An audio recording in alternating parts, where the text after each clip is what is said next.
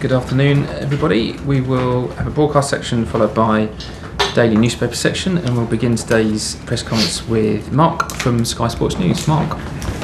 Afternoon, Graham. Good to see you. Hi, Mark. We'll start with the big talking point in the Premier League over the course of the last 24 hours, the departure of Steven Gerrard from Aston Villa, one of the Premier League greats as a player, not quite had the same effect as a manager. How do you assess that situation? And once again, always sorry to see a fellow manager lose his job. Absolutely, yeah.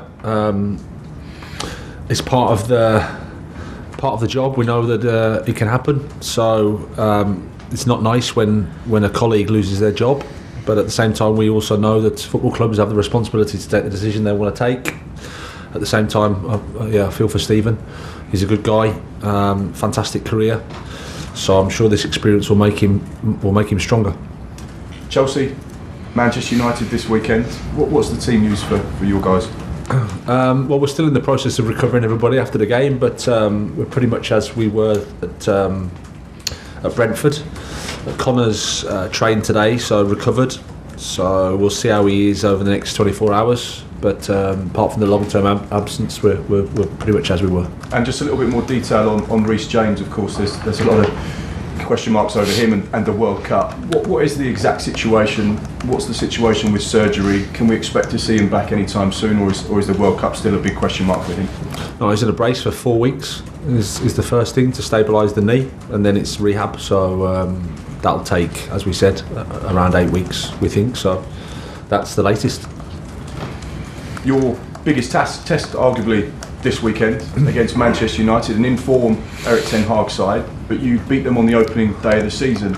In your analysis, what have you learned from when you were at Brighton preparing for the Man United game to preparing for them now, and how much has that team changed perhaps in just a short space of time?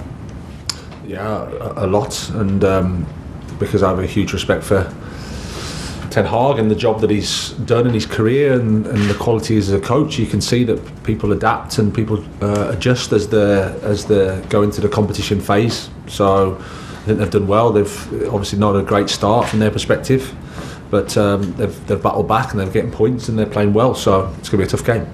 What differences have you noticed in the team between the two teams you're setting up now?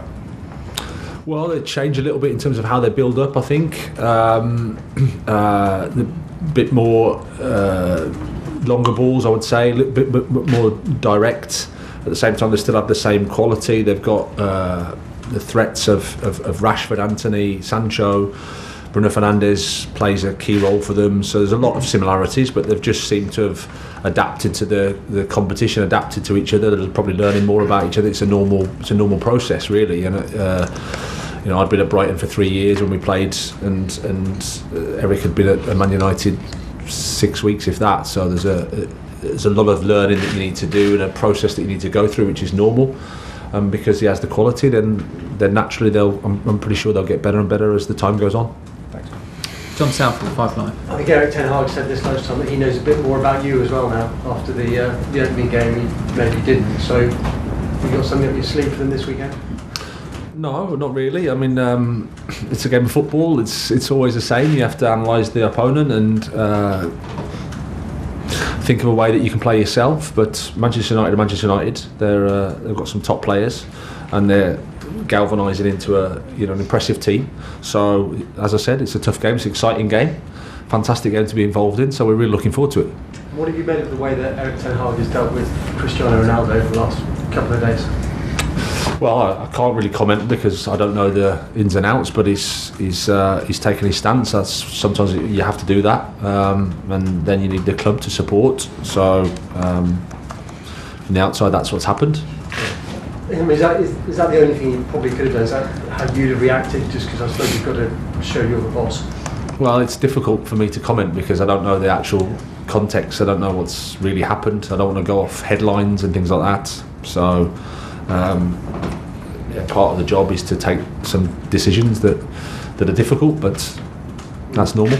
Just one on Denis Zakaria. Where does he fit into your plans? Is it going to take time, or why hasn't he really featured yet? Well, we've got a squad of 24 players. We've used quite a lot in that position. There's quite a few also good players, so he's had to be a little bit patient. but he's competing, he's fighting for his place, and he's ready to help the team if he needs. No matter how the season goes, there's always going to be a question about an individual, because you can't literally play everybody. So he's just been a little bit unfortunate. He's done nothing wrong, but at the moment he hasn't had the game time that I'm sure he would like. But he's acting well in training, and he's ready to help. Mooch, talk sport. Graham, can you talk to us about the conversations you've had with Reece James and N'Golo Kante, maybe about the disappointments not only of not playing for Chelsea in the next couple of months, but actually missing out on the World Cup? Because for both of them, the news this week would have been devastating. And I suppose as a club manager, you've got to think first of all about your team, but then you've also got to think about the individuals. Yeah, absolutely, and you at least acknowledge the fact that they're human beings that want to be involved in that type of competition. Absolutely. The reality is, I haven't got anything to say that will make it any better for them, and I think it's worth me acknowledging that. It's one of those things. You just have to focus on the things that you can control. Focus on your rehab. Go day to day. Things get better, and then you just move forward. We spoke earlier when you got to Chelsea about N'Golo Kante and his contract being up at the end of the season, and how many games he misses, and obviously he's through injury and he's missing a load more this season. Does this impact in any discussions you have about whether he'll be staying on at the end of the season? Well, no, it's the most important thing for us and for me is that we help him get fit. That's the focus. He's got a long road ahead of him, so we have to make sure that we get the right treatment. We help him get back fit and strong, and then when he's enjoying his football, we can think about those things then. The last one from me, we've seen a lot of your personality come out in the press conferences. I have one, I do have one. I'm not saying you were not. I wasn't implying in any way you were boring. I promise you. Hang on a minute. I never mentioned boring. I know, fair enough. But it's not really fair enough. Is your team now playing with your personality? That's what I was going to. I think 6 weeks is a quite short time to really get my true wonderful personality onto a team. Depends who you listen to and which media outlet you take opinion off. No, I think it's the personality is the personality of the players at the moment. Absolutely, it's them. They've understood that there's a challenge to be had. They've taken it up. They've been brilliant, really honest, really responsible, really open. So the personality is all them. You've got to wait for my boring one to emerge.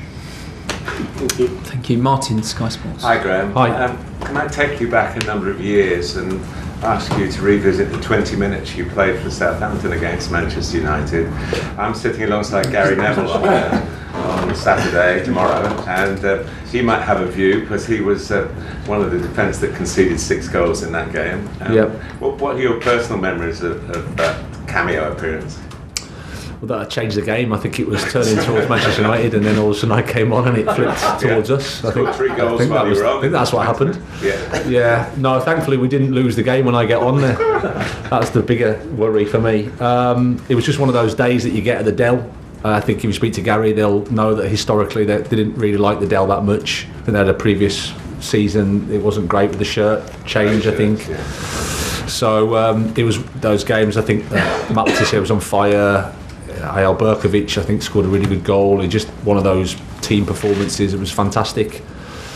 I think Roy Keane got sent off as well. He did. So that might have. Well, apologies for mentioning that to Roy, but it's not like him. No, so that of course contributed. So it was a great day for us and not a good one for them.